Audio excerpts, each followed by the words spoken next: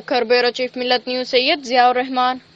پاکستان سنی تحریک کے صوبائی صدر علامہ نور احمد قاسمی نے کہا ہے کہ اگر 30 جولائی سے شروع ہونے والے سید عبداللہ شاہ غازی کے 1291ویں عرس مبارک کے انعقاد میں کوئی خلل ڈالا گیا تو عوام سخت احتجاج کریں گے۔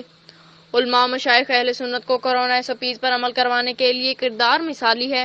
مزارات اولیاء پر سینیٹائزر گیٹ محکمہ اوقاف نہیں عوام لگاتے ہیں۔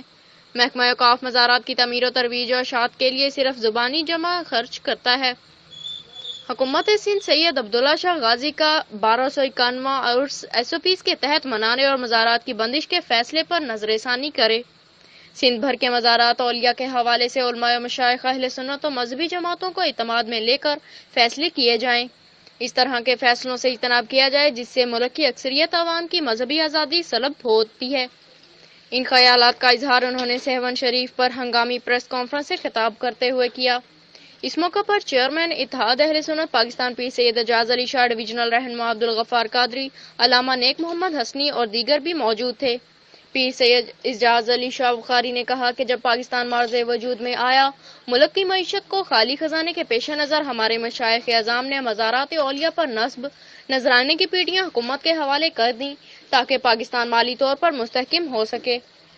علامہ نور احمد قاسمی نے کہا کہ مزارات پر آنے والے نذرانے مزارات سے متصل مسافر خانوں، لنگر خانوں اور دینی درسگاہوں پر خرچ کیا جاتا تھا۔ ہمارے مشائخ عزائم نے یہ کام اپنے ذمہ لیے اور نذرانہ باکس حکومت کو دے دیے۔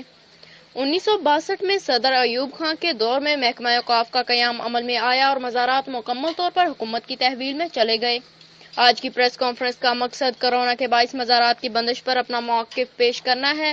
22 مارچ 2020 سے 24 جولائی 2021 تک 1.5 سال کا عرصہ بنتا ہے۔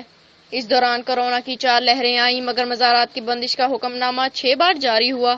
کورونا کے باعث تمام شعبہ زندگی سے تعلق رکھنے والے نمائندگان کو آن بورڈ لے کر فیصلے کیے جاتے ہیں، مگر مزارات ہی واحد مراکز ہیں کہ جن کی بندش کے لیے حکومت کسی سے مشاورت کرنے کی زحمت گوارا نہیں کرتی۔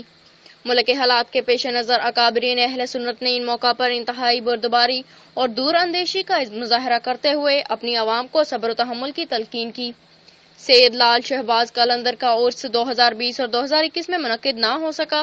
2021 کے موقع پر انتظامیہ کی غفلت اور لاپرواہی کے باعث سہون شریف میں امن و امان کا مسئلہ پیدا ہوا، لیکن حکومت وقت نے اس سے سبق حاصل نہ کیا اور سندھ کی ایک عظیم نورانی مرکز لواری شریف کو بند کرنے کے لیے 9 ذی الحج سے پہلے انگریز کی روایت برقرار رکھتے ہوئے حکمنامہ جاری کر دیا۔